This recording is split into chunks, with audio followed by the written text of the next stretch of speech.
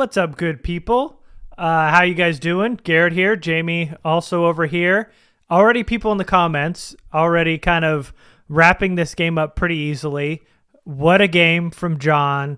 The Odd Squad, boy, that game. That pretty much sums up what we watched yesterday, right, Jamie? Yeah, it was What pretty a game. painful. Yeah.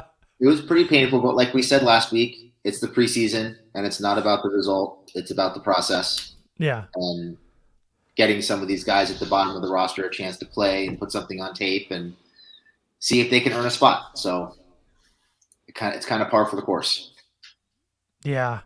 The process wasn't all that good either. To be honest, the process, the result, it was all pretty bad yesterday, but let's coincidentally enough, we're going to do something a little bit different. We're going to do kind of like a stock up, stock down, that whole thing that a lot of people do. But because the preseason is about, who's close to making a name for themselves, who's earning a spot to those who may have a spot and are trending in the wrong direction, we're going to kind of go like stock up, stock down today because there's a lot going on and we could probably spend a good half hour, 45 minutes on special teams today.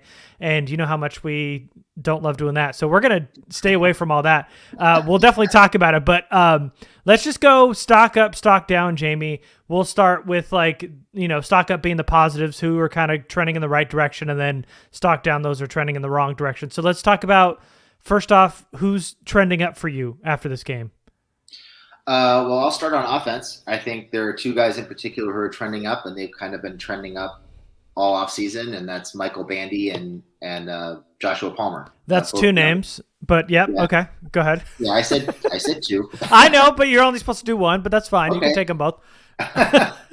I just think, we expect that from Palmer, but he looked like Joshua Palmer to me looked like the best player on the field when he was on the field last night. Yeah. Was making plays in all three levels of the defense. Stretched the field, made a nice contested catch on a deep ball that was woefully underthrown by Easton Stick.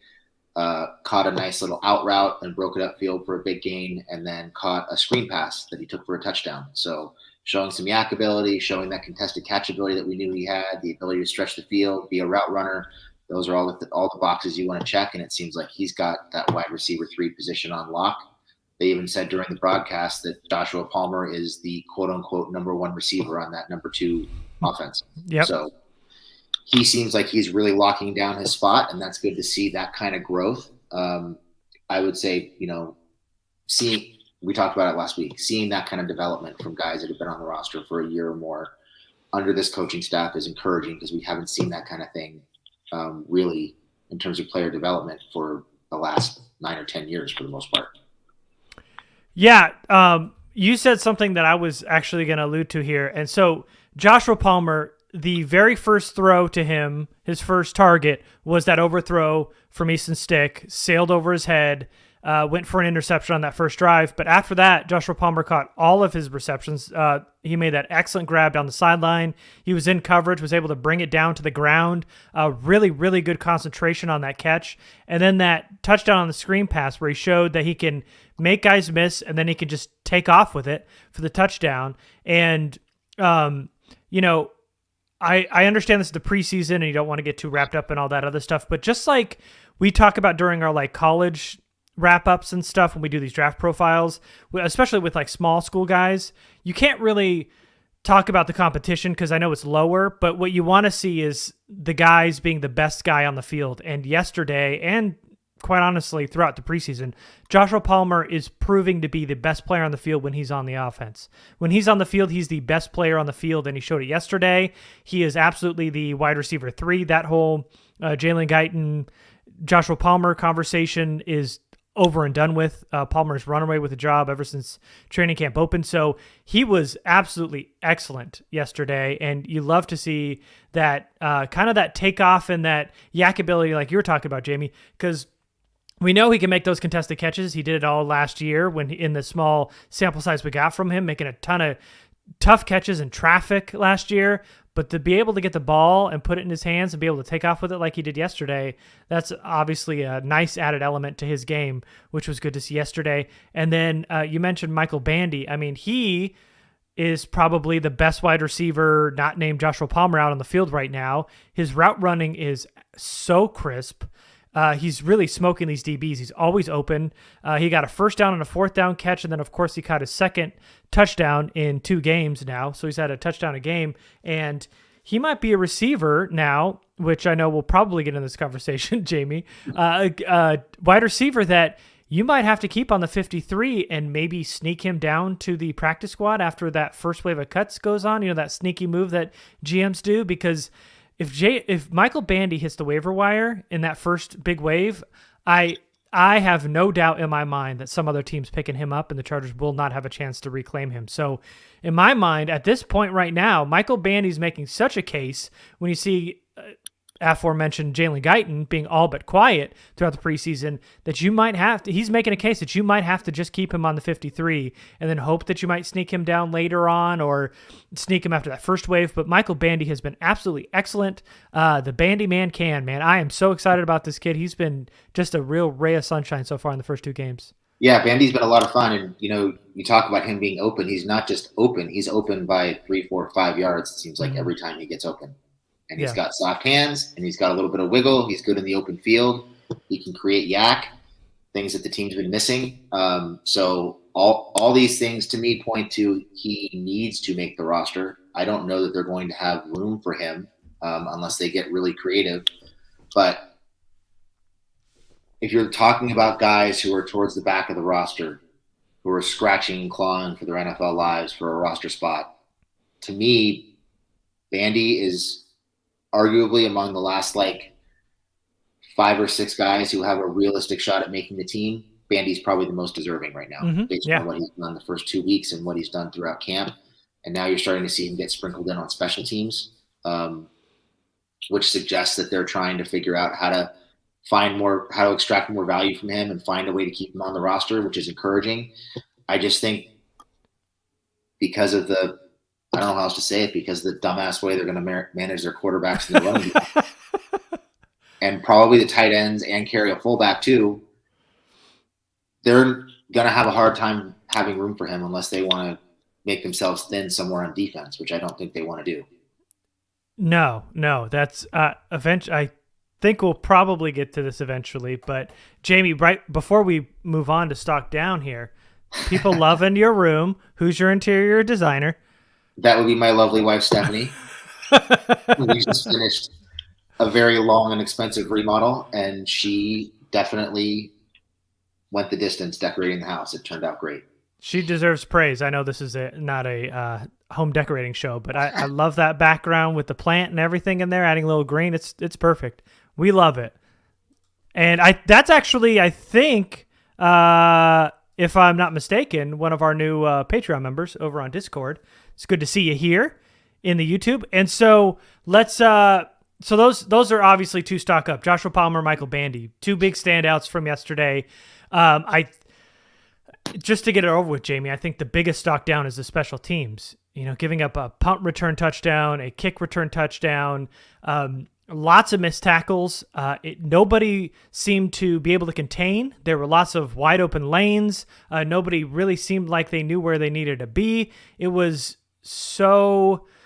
it wasn't a complex issue. It was kind of a rudimentary day one training your gunners and everybody else to fill lanes, and nobody did so yesterday, and it cost them 14 points. And Brandon Staley after the game was pretty pissed about it, as he should be. As he should be. Yeah, it just looked like they were disorganized and undisciplined and unprepared. You expect some of that to some degree on special teams when you're playing your 2s and your 3s and your 4s, but man, some of those guys are in a position to make this team. The Gunners were non-existent on that long punt return. Dean Leonard got all the way down there and had a chance to make a play and just completely whiffed the tackle that set up the touchdown. You've got JT Woods, jumping outside on a play where the punt returner cuts it back inside for the long return. Guys aren't staying in their lanes. They're not fitting up their gaps. They're just out of position, and the guys who are where they're supposed to be are getting run over, it seems like, by the blocking. So Something they're going to have to work on. It's a big problem. I mean, it is preseason, and they are playing a bunch of. There were a lot of guys on the field who probably don't have a shot at making the team, but the guys who do have a shot at making the team, that's going to be their role, is playing special teams, and that's where the depth is the most important. So they've got to figure it out. They definitely do. Of course, they can't do that going into the regular season. And the thing that sticks out to me is Brandon Staley going, if you can't get your job done, we'll find somebody who can. So even rookies like Dean Leonard and JT Woods, who will most likely make this team, or could make this team at least, the rookies, if they can't get the job done, then they're going to be replaced. And it doesn't seem like those two are going to be on special teams anytime soon if they do make the 53. So obviously the big time stock down here is the special teams, who cost them 14 points, swung that entire game, and just looked absolutely awful in terms of discipline and tackling and just across the board. A real bad look for that special teams. So let's move on to our trending up. And I think we talked about Palmer and Bandy. Another really big standout was Chris Rumpf again. Obviously had the big 3-yard loss, the tackle for a loss. He showed good penetration. The most impressive thing to me so far through two games is he's showing off that power and strength already. You know, going into his rookie year and even in college, he was more of a speed rusher, kind of a finesse guy, but added some muscle this offseason. It's already starting to show in these games a lot quicker than I thought it would. I thought, maybe in year 2, year 3, we'd see him bulked up and really show some power, but he's got really good punch in those hands, able to shed and get in the backfield. And he showed yesterday being near the quarterback a lot. And then that big tackle for a loss was just a big boy play from the easy edge number 3 guy now behind Bosa and Mack, who should be getting a pretty expanded role heading into the season. Yeah, Rumpf is another guy who I think is kind of the poster boy for player development on this team right now. He added the strength. His technique is better. He's much better against the run. He's able to set a physical edge. He looks less like the project that he looked like last year, where he was basically just a situational, kind of finesse rusher, like you said, and more like somebody who is going to earn more snaps and earn the privilege of being on the field more, and probably make some plays when he's on the field. So that's really encouraging. He's been by far the best defensive lineman / edge player on this team so far in the preseason. He's been making plays in the running game. He's either getting to the quarterback or affecting the quarterback. He's playing with a lot of energy. He looks really, really good. And I don't know how much higher his stock can get based on the first 2 weeks, but he looks like a different player.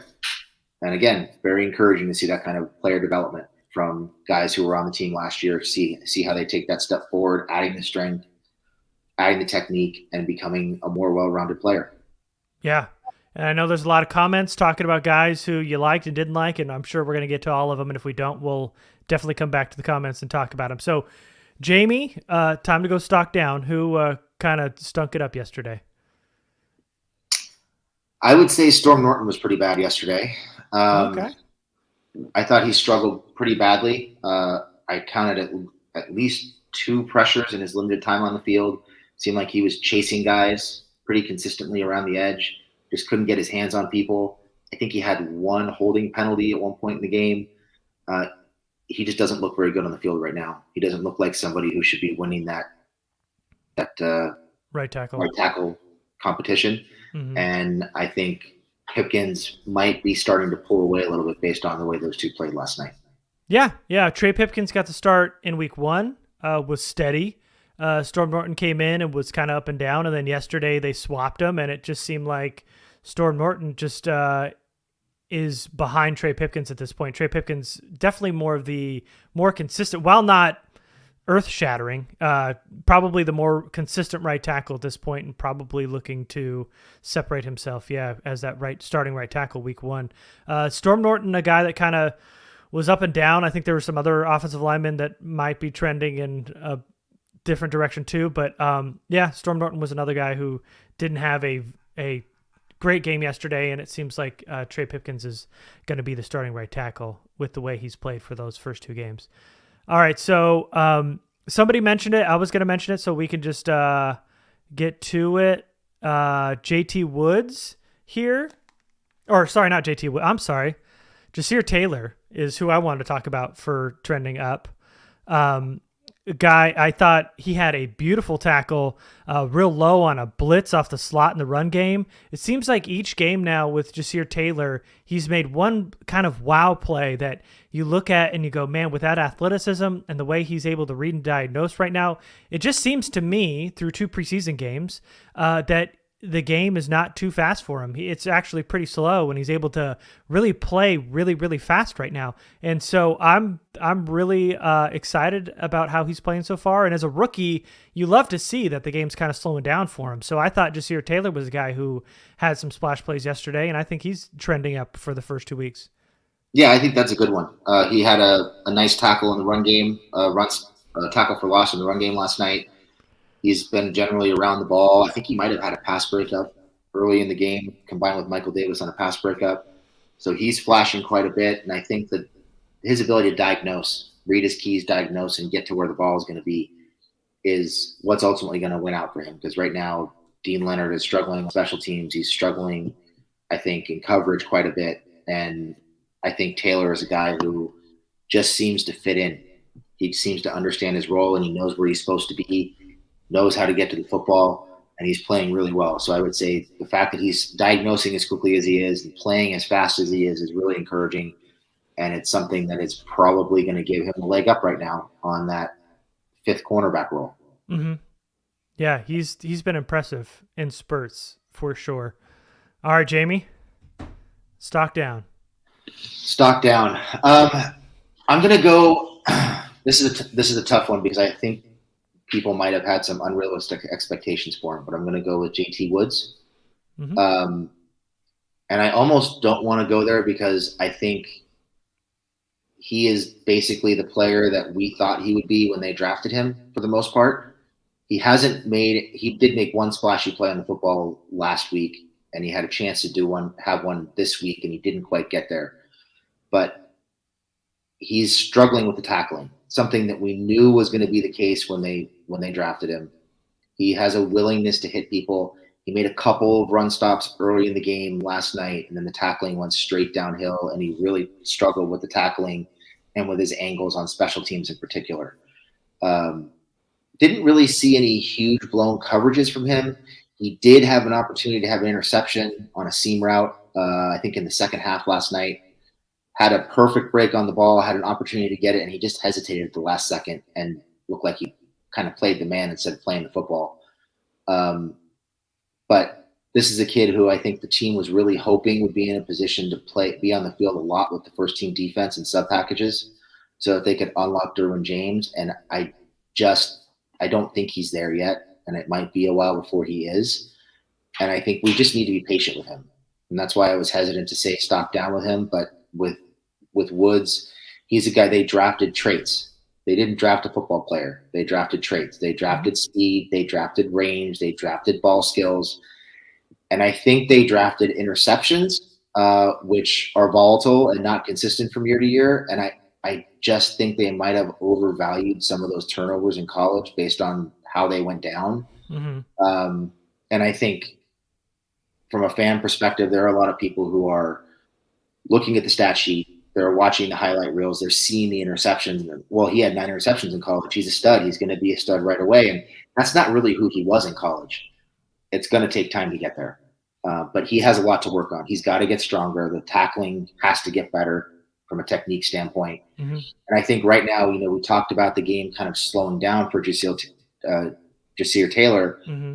I think it's different for Woods. It seems like the game is really fast. He's not trusting his eyes right now. He's not finishing plays. He's hesitating. He's kind of second guessing what he's seeing.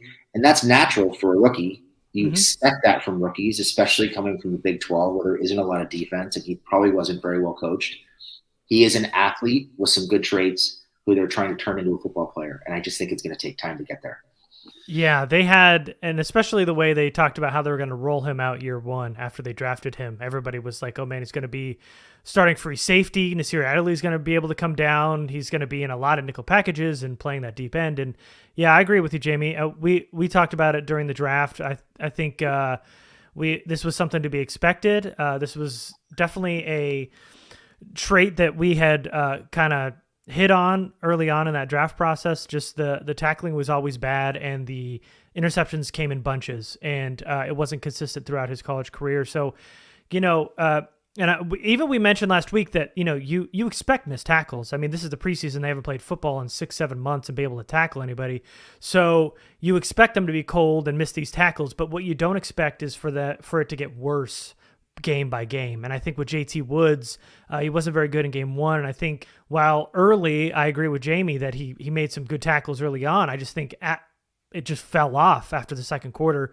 And so, and also there was the ball that Jamie was talking about where he could have had an interception. There was one play where he had great coverage on a tight end, but again, he didn't play the ball. He tried to play the man, gave up a third down catch on a tight end right in front of him.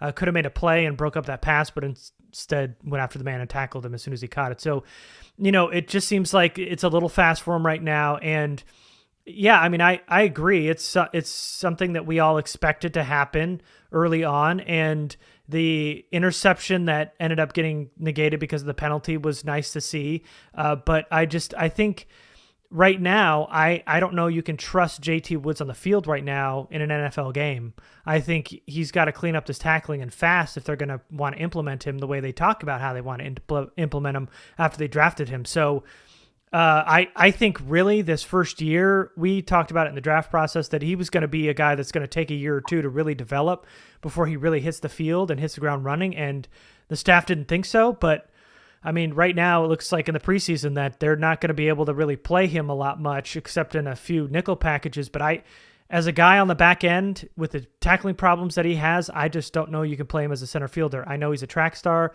I know he's got some ball skills, but you just can't have somebody that unreliable as a tackler in the back end like JT Woods is right now. Yeah, and I don't know that you can put him out there on special teams. Yeah. And at that point, you've got a third-round pick who can't be on the field. That's kind of problematic. Yeah. Yep. Yeah. All right. So you haven't done a stock up in a while, so stock up, Jamie. Who do you like? Thank you. I thought you were going to saddle me with all the Well, you are kind of the vinegar. No, I'm just kidding. I'm kidding. I would say a big stock up for me, and I did not expect this going into the game. I thought Carlo Kemp had a fantastic game yesterday. He was getting consistent pressure. He was a factor in the run game. He had at least one tip pass, might have had two. Had a couple plays where he came off the edge as a quarterback was rolling out to his right and attacked the quarterback at the proper angle and forced the quarterback to throw the ball out of bounds instead of making a play down the field or running with the ball. He just seemed like he was diagnosing really well. He was getting to where he needed to be. He made a couple plays, like I mentioned, in the run game. This is a guy who, he was probably like edge 6 or 7 coming into camp. And right now they're looking for edge number 4, assuming that they're going to view, Kyle Van Noy as more of a middle linebacker who plays edge on occasion. I think he's diagnosing and closer to making plays right now than Egbuli was last week. I think you might have to think about Carlo Kemp as a potential edge 4 as a developmental piece, just because he is giving you a chance to make plays that I think after 4 or 5 years, Egbuli really isn't giving you a chance to make. And if he can contribute some on special teams and come in and provide a little bit of pass rush, and maybe even he's a little bigger than most of the edge players. He plays, I think, a little closer to 285. So maybe he could play inside a little bit in some nickel packages. He gives you some flexibility, kind of like a Morgan Fox does. I think that's something you have to consider at edge 4 because he's really standing out, and I think he's starting to at least catch up to, if not bypass, Jamal Davis, who looked really good at the scrimmage that we went to and had some moments last night, but I don't think he's been as consistent as Carlo Kemp has. Yeah, I mean, Kemp has had some really nice flashes in camp and in preseason. He made that great play in the backfield where he tipped that pass, almost batted it to himself.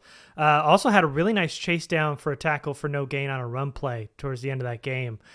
Just seemed like one of the most active guys yesterday and in game 1 on that D line. He just seems like he's a disruptor. He gets his hands on footballs. He's able to get some stops in the run game. Glad you mentioned him. Definitely stock up for Carlo. Kemp, who, is probably in the conversation now for that edge 4-5 if they want to keep that mini. But it's, wherever Carlo Kemp is, it seems like he's around the football and he's around the quarterback or the running back. He's very active, and he was yesterday and he was the week before. So definitely stock up for Carlo Kemp, a guy nobody really saw coming. And here he is and making a big impact. So good on him. A guy who's, in my mind, already earned a practice squad spot. Now, can he earn a spot on the 53 at this point? Because I think he's a guy that you'd love to keep in your system and develop, at least on the practice squad. Definitely. All right, so we haven't talked about either of them. So, and I know somebody was talking about him earlier, and it's somewhere in here. I don't know where it is, but I'll find it later. We got to talk about the quarterbacks. Easton Stick, Chase Daniel, both backup quarterbacks had touchdown passes. Neither were all that effective. They both had interceptions. Stick had a really bad interception where he overthrew Joshua Palmer, like we talked about. He fumbled while he was trying to dance around the pocket, which was really bad because it gave Dallas a short field right after. Tom Telesco said on the broadcast, I know you caught it too, Jamie, that they're going to keep 3 quarterbacks. And he was kind of talking about, like, we're just trying to see who quarterback 2 or quarterback 3. It's not really important. All those guys are going to help this team out, which just doesn't make any sense because you're not taking Justin Herbert out the field ever in your life. But I don't know that any of those quarterbacks made a case for themselves last night. Easton Stick made the most of his opportunities in the first preseason game, and we're almost thinking that he was on the outside looking in. Now he's making some noise in game 1, and now both of them, neither of them have done enough to me to say, hey, this is a quarterback 2 at this point. Chase Daniel has lost some real zip on his throws now. His reads real slow. Granted, he was under pressure a lot yesterday because he was playing the second half with those third string offensive line, but still, between Stick and Chase Daniel, it is very bleak behind Justin Herbert. And to keep one makes sense just because you need a backup quarterback, and at that point, who cares? If Justin Herbert's down, who cares? Put Austin Eckler quarterback at that point. Who cares at that point? But keeping one makes sense. Keeping 3, man, you're now going to start cutting guys that should be making the team. We talking about like fringe guys like Bandy or Kemp or some other guys who we'll mention here that are actually like earning roster spots, and they're just going to give these 2 guys a roster spot come 53 cuts, and it's not good roster management. And so stock down are definitely on both of these quarterbacks right now. Yeah, I don't like either one of them. He hasn't played that well. But I think if you're looking at who has made the most of his opportunities and who is most likely to execute what they're asking them to execute, I'd say right now it's probably Easton Stick. Not to say that he's been especially good, but I think if they keep the passing game short with him and they keep everything in front of him and keep him to kind of limit him to 3 to 5 step drops and get the ball out quickly in rhythm, I think then he has a chance to be kind of a game manager, like a low-level game manager as a QB2. But the second you start asking him to take 7-step drops and throw the ball down the field, anything more than like 10 yards down the field, he gets really erratic. Mm-hmm. Ball placement's off. Timing is off. He's underthrowing balls. He's not accurate at all. Palmer and Guyton are having to stop and come back to the ball on deep balls. Mm-hmm. He just doesn't have the arm strength isn't there. The accuracy isn't there. And I think the longer that the drops are, the more likely he is to dance and slide in the pocket and when he doesn't need to.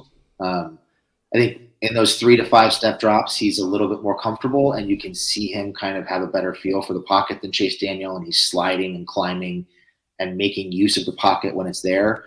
Whereas Daniel doesn't seem to have any kind of a feel for the pocket or the pass rush at all.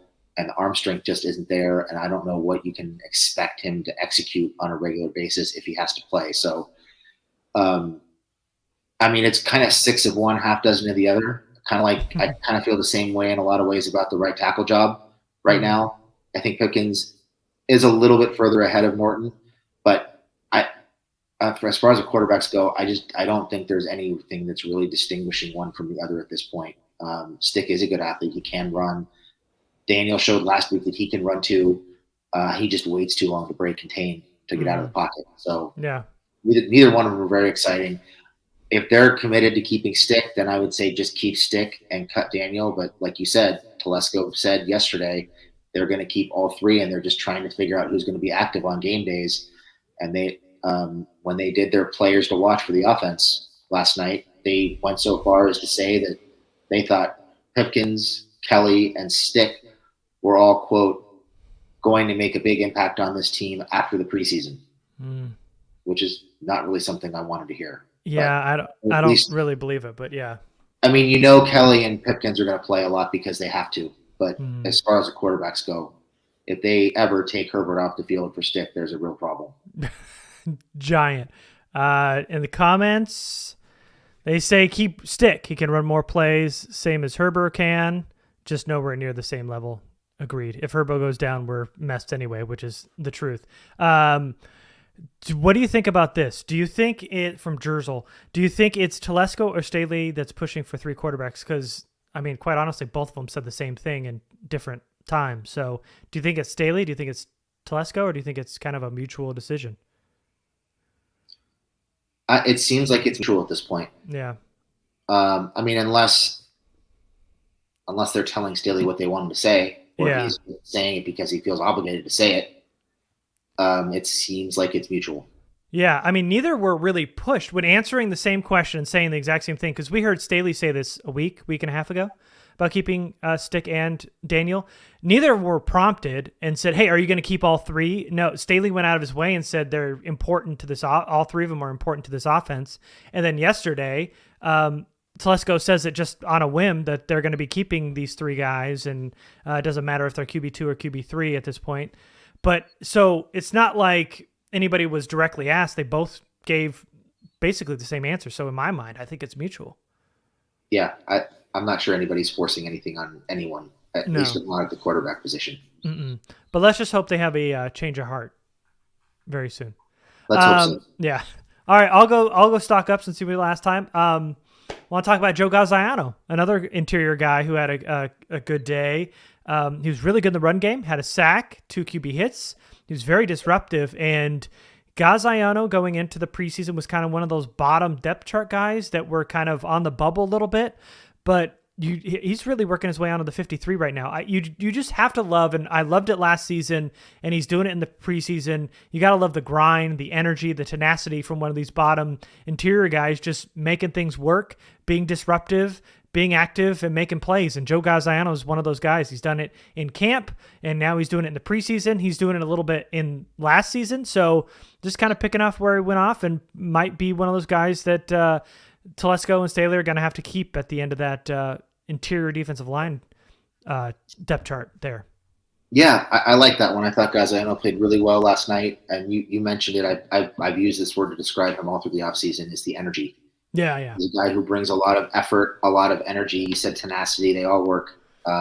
He just works his ass off when he's on the field, and he seems like he's right in the middle of everything, making plays. So I'm a big Gaziano fan. I always thought he was a guy who might have an outside shot at pushing for a 5th IDL spot or maybe a 6th IDL spot if they decide to figure out a way to keep 6. It doesn't seem like they're going to be able to keep 6 at this point. But I think Gaziano is a guy who's making a real case for one of those last IDL spots. It's going to be tough just because going in that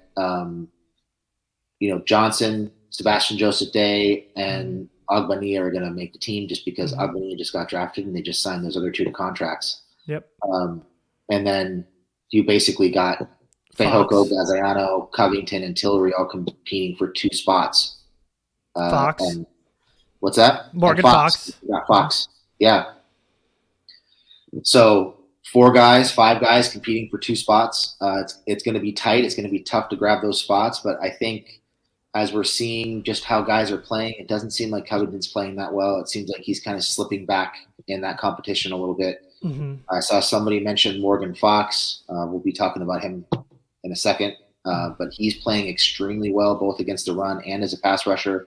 It'd be really nice to see Gaziano make it. and Tillery just really hasn't done anything with the snaps. Nope. So you would hope that they'd wind up keeping. Well, I don't know how I don't know how Gaziano makes it right now, unless he beats out Pehoko.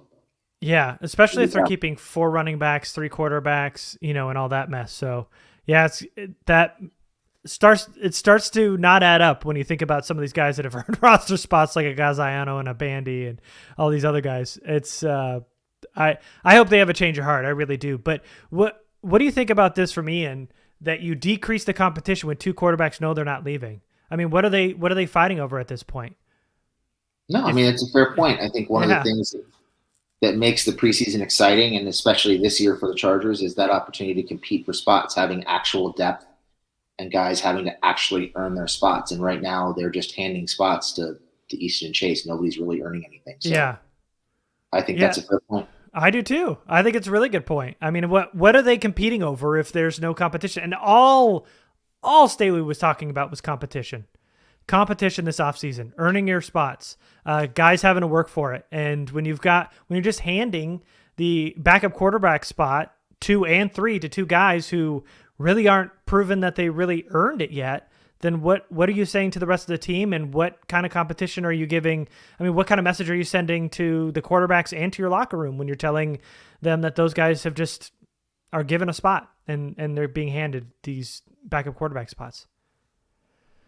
Do you think, Jamie, last night's performance was more of a reflection of the talent on the field or poor coaching? That's from 410 East Coast.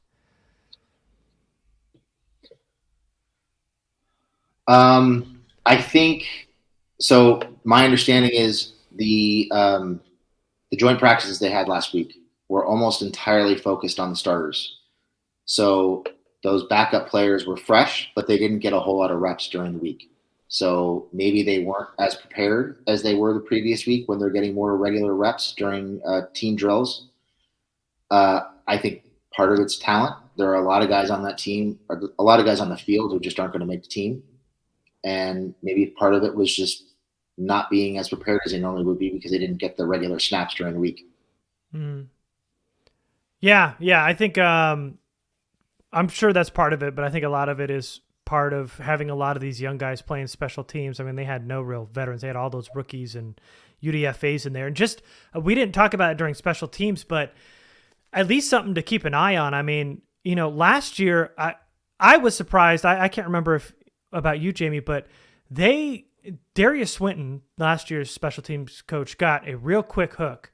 And I thought the special teams looked so much better that second half when they were able to get some touchdowns from returners, from Andre Roberts. Dustin Hopkins was coming up clutch towards the end of that year. It started off bad, but they really righted that ship, and special teams was one of their strong suits to the end of that year. And then they fire Swinton, and then they bring in Ryan Ficken, and now we're seeing this type of thing happen in preseason. Now, again, the talent that was on the field it was all young guys and fresh guys and kind of getting some real work in there in the preseason. So that's part of it, but it's just maybe something to keep an eye on this year for special teams. I thought Swinton earned his job going into this year, but to fire him so quickly and bring in Ficken, I mean, that's just something to at least consider if this special teams really doesn't right the ship here, because they cannot have that going into the season. Yeah, no, I think that's a valid point. I thought the special teams got progressively better during the course of the year last year. I think at one point they were, from a DVOA standpoint on special teams, I think they were like 12th or 13th in the league. Yeah, they're top 15. It might have even been a little bit higher than that for a couple of weeks at one point. So they peaked towards the end of the year on special teams and were playing really well. And they did it developing a lot of young players who they weren't expecting to play a lot last year. Guys like Amon, guys like Keemon Hall, Neiman, Christensen. Those are all guys who played a lot, I think a lot more on special teams than the team really anticipated last year, out of necessity more than anything. So to have the season they had with those guys on the field playing as much as they did was pretty impressive. So I was surprised that they let Darius Swinton go. I thought he did pretty well and should have stayed. I guess there were some personality conflicts or something in the background that made them fire him. I don't know what the deal was, but that was surprising. And now they're basically starting over. Mm-hmm. Couple of their, at least one of their best special teamers, somebody who seemed like he was in on every key block on the kick returns, was Kaiser White. He's gone now. Steven Anderson. Steven Anderson's gone. They obviously didn't bring back Andre Roberts. Mm-hmm. So they got rid of the guys who helped that unit improve. Now they're starting over with a bunch of really young guys, a bunch of inexperienced guys, and they're going to have to go through those growing pains all over again. So to start over twice in 2 years seems a little worrisome, but hopefully Fickey can figure it out. Yeah, I sure hope so. All right, so Jamie, we just did stock up. All right, go ahead. Stock down here, Jamie. Stock down. Let me think. Brandon Sebastian can go. Like, that's it. He could just go. I have no analysis. He just steps and he can go right away. Yeah, that was somebody mentioned him. That's number 38 there, Nathan. Jamie says it. He can go. Yeah, he can definitely go. Awful game, missed tackles. He gave up 3 really big plays for long gains. He struggled everywhere in the run and the pass. He was bad all around. Definitely stocked down on Brandon Sebastian. Not a guy we thought would make the team, but not good at all yesterday. That was I love the quick hitter though. So let's go stock up. Stock up. I'm going to go with. So we've already kind of talked about him, but I'm going to go with Morgan Fox. Okay. I thought he had a really good game. He's a guy who is getting pressure. He's making plays in the running game. If they make a run stop, it seems like he's in the middle of it somewhere. So I feel like Fox is playing really well, and he's a guy who they've been talking about him battling it out for one of those final DT spots. I think he's earned it. Yeah. I think, if you figure we know who 3 of the 5 DTs are, it seems to me like Fox is going to be number 4. And me too. Yep. Hoko and Gaziano battling out for number 5. 5 and 6. Yeah, absolutely agree across the board. The most important, I know he got a sack and was like all real more disruptive last game, but there was a really, really good veteran run stop in the red zone on a 3rd and short. They ended up converting the play later, but it was a beautiful play to knife in and bring the running back behind the line of scrimmage. It was a great run stop by Morgan Fox, and he's been disruptive all camp, and he is, in my mind, number 4 in the interior defensive line depth chart. And Scott Shearer says stock up for Morgan Fox. Anyone who can keep Tillery off the field has to be stock up. And boy, is that kind of that hot seat like on fire for Jerry Tillery, who just is napping through these first 2 preseason games with his job on the line. Yeah, Tillery's done next to nothing. I think he penetrated a couple times last night. I think he got credit for 1 pressure in 7 pass rush attempts. But the one time I remember him penetrating on a running play, they just cut underneath him because he can't change directions, and it was a first down run. So yeah, Tillery's been invisible. Mm-hmm. And it seems like some of these other IDLs are starting to climb the board a little bit and push him down a little bit. And I think we may be getting pretty close to that first ever first-round pick getting cut by Tom Telesco. Mm-hmm. Yep, this might be the year for sure. All right, stock up here. Damon Lloyd for me, who was a guy who's made some plays this preseason. Didn't really stack the stat sheet, but he was around the ball carriers a lot yesterday. Got after the quarterback too. I thought he had a really good game yesterday. I mean, we talked about Emeka Egbule and kind of being somewhat quiet. He was out. We know Rumpf is locked in at edge 3, but Lloyd and Kemp, there might be some guys who might be able to sneak in here as that edge 4, who just to me seem like guys who have outperformed Emeka Egbule for the first 2 weeks. I thought Lloyd was a little bit up and down the first game, but I just thought yesterday flashed a lot. And Lloyd and Kemp were guys that really made their presence known off the edge. And I thought Lloyd had a good game, stock up on him, and might be in that competition for that last edge spot.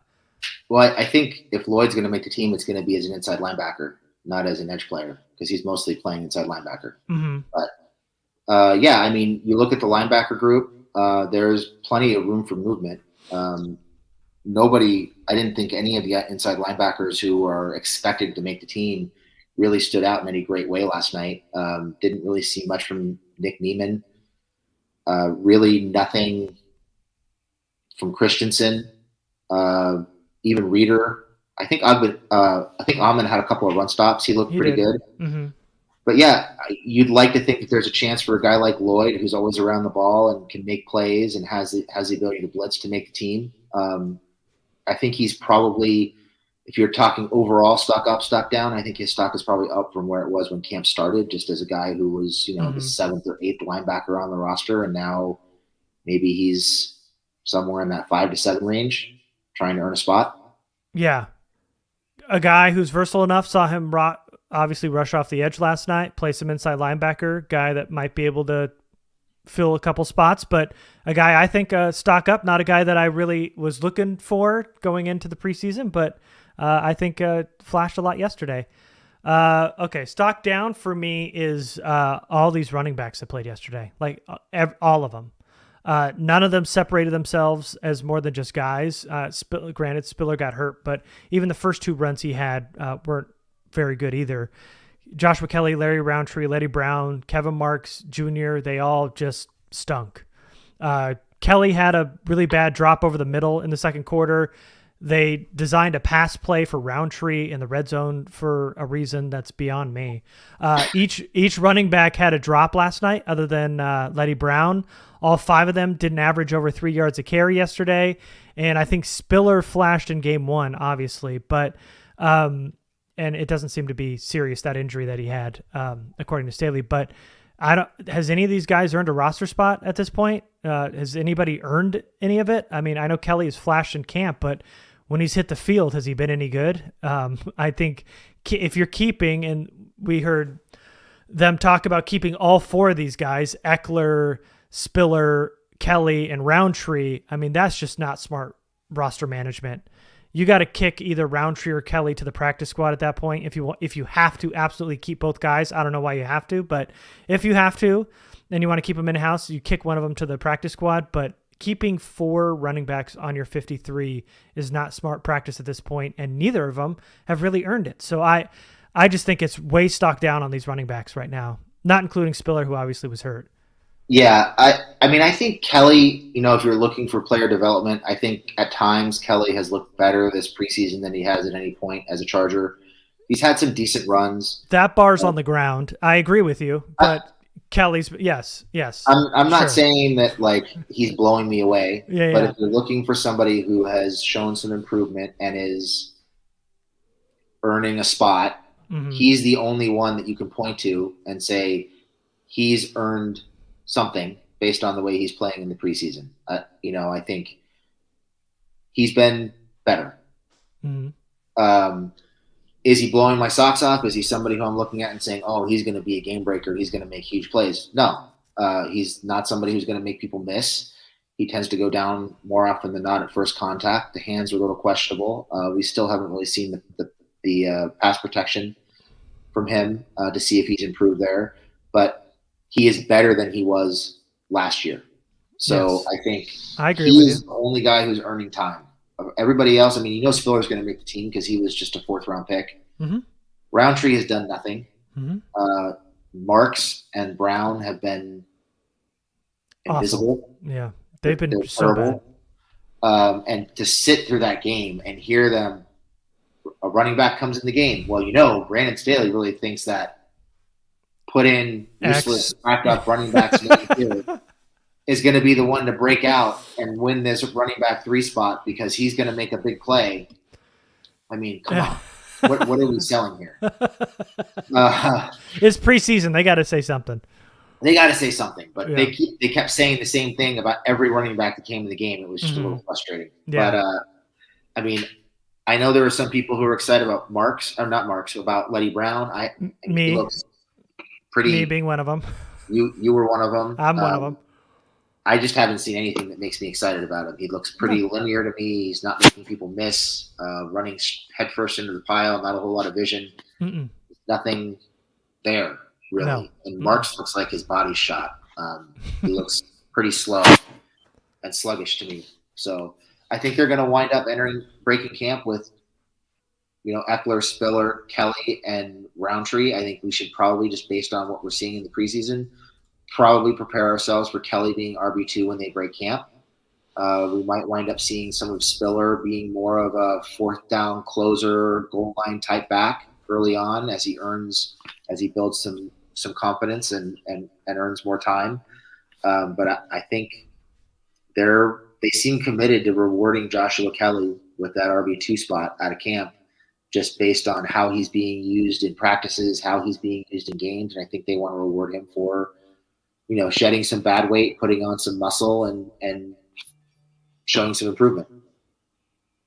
Yeah. So yes, if you're talking about out of those three, I'm with you. I would say Kelly has improved compared to what he looked like last year, and probably has earned a spot as maybe an RB3, but I don't know that you could say the same about Roundtree as RB4, No. but either way, none of them were all that effective yesterday. They all stunk, and they're going to have to keep somebody outside of Eckler and Spiller, but keeping both, much like the quarterbacks, just isn't smart roster management in my mind. So let's go stock up. Jamie, you got anybody else whose stock is going up? I'll throw one more out there, Okay. and this is somebody who we talked about last week, and I think he deserves mentioning in this week, and that's Michael Davis. Okay. I think he played pretty well last night. I know he had one pass breakup, I think, on the first Dallas possession of the game. He looks comfortable and confident out there. He's coming downhill and making tackles in the run game. He's getting his hands on the football in the passing game. He's around the ball a lot more than he usually is. He looks like a different player, and I think he deserves a lot of credit for working through some of the personal things that he worked through last year and recommitting himself and refocusing himself on the task at hand. And he looks like a guy who, right now, he looks like he's running away with the cornerback 2 spot over Zahn, which I don't think anybody would have expected entering camp. Yeah. I mean, we were talking about Asante Samuel Jr. having that CB2 and having Davis in kind of a nickel corner role.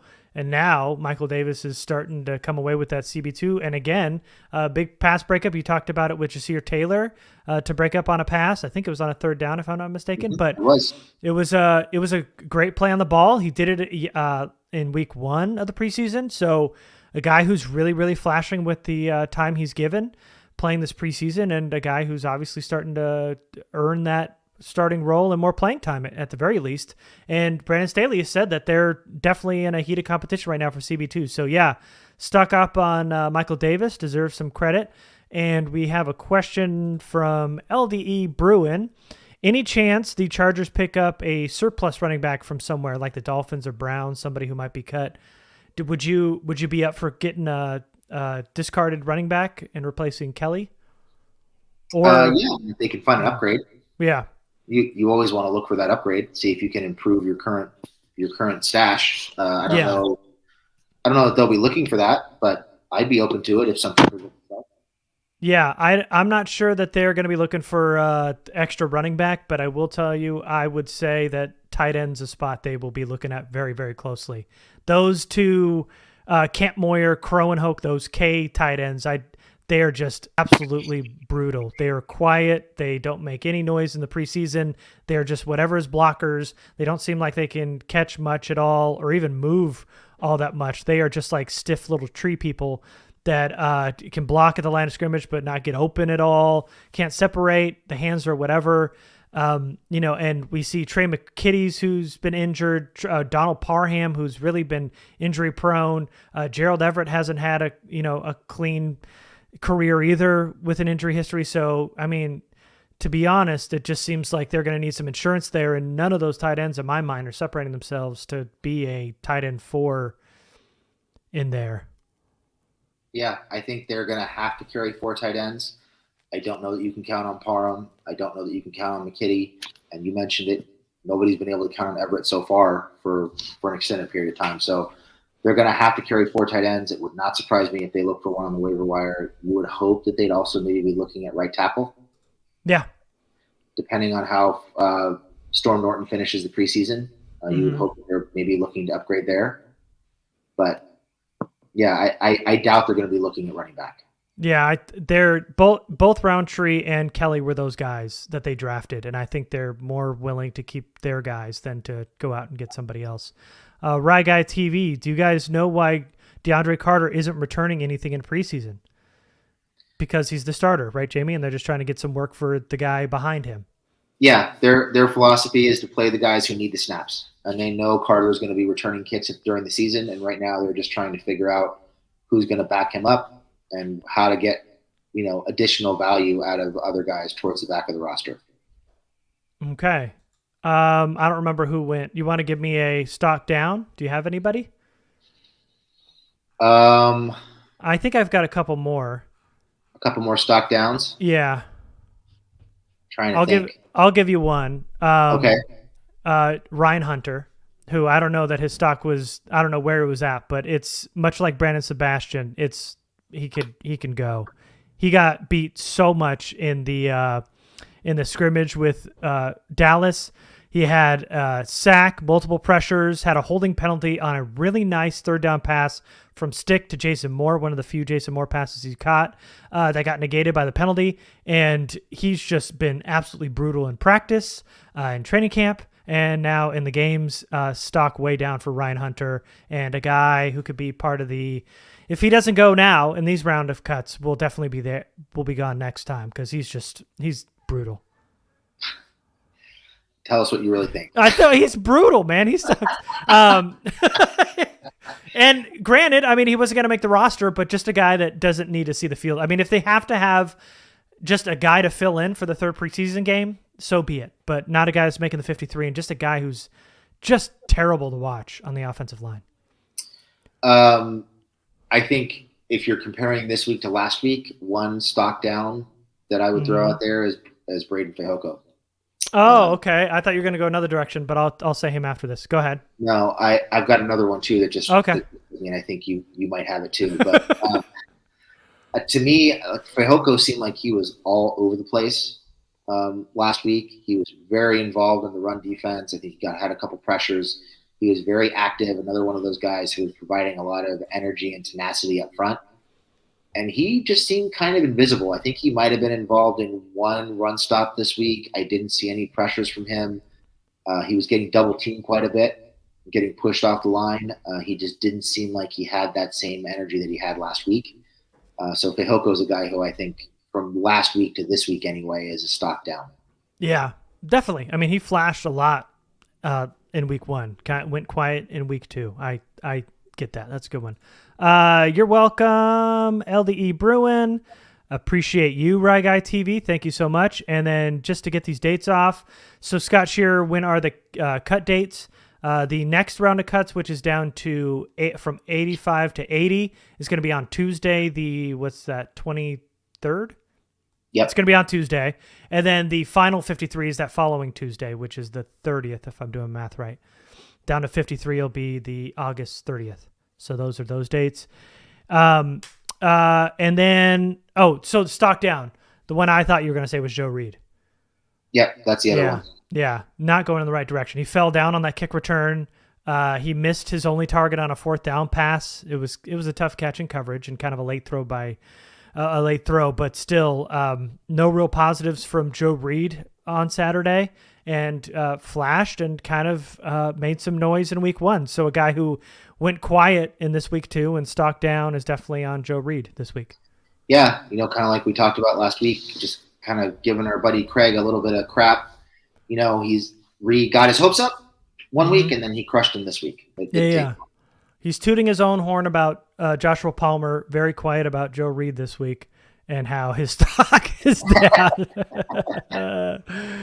Craig. I've got one more stock up. A guy I'd like to mention, that's Trevon Bradford, who had 2 catches. It was 26 yards, and he really made some guys miss at the end of that game.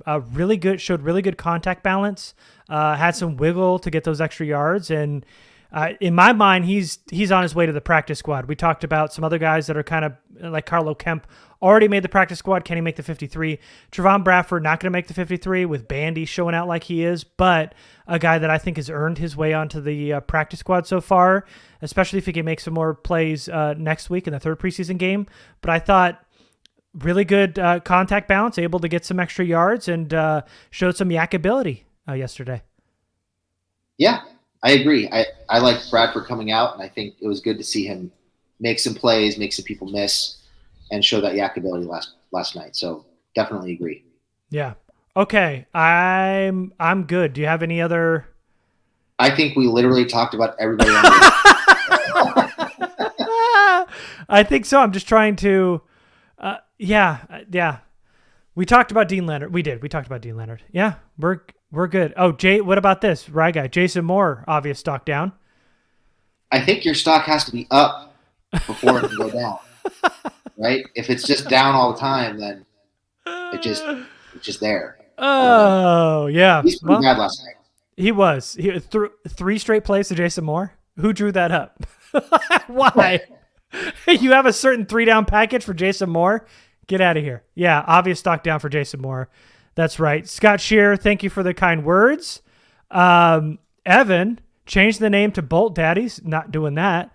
And I just want to thank everybody for being on here. Do we want to? Nope, we're good. Okay. Yeah, no, we're good. I think we covered everybody else. We even got the cut dates out there, talked about interior design. We did it all today, I think, Jamie. We did. And we hit our hour. And we hit an hour on a game that nobody wants to hear about, but I had fun talking about a lot of the good stuff that actually happened yesterday. Me too. It was a fun show. All right, guys. Thanks, everybody. We appreciate you. And Jamie? Thanks, everybody. Yeah! Wait, hold on. Take 2. And we will see you next time. Thanks, everybody. That's it. Yes.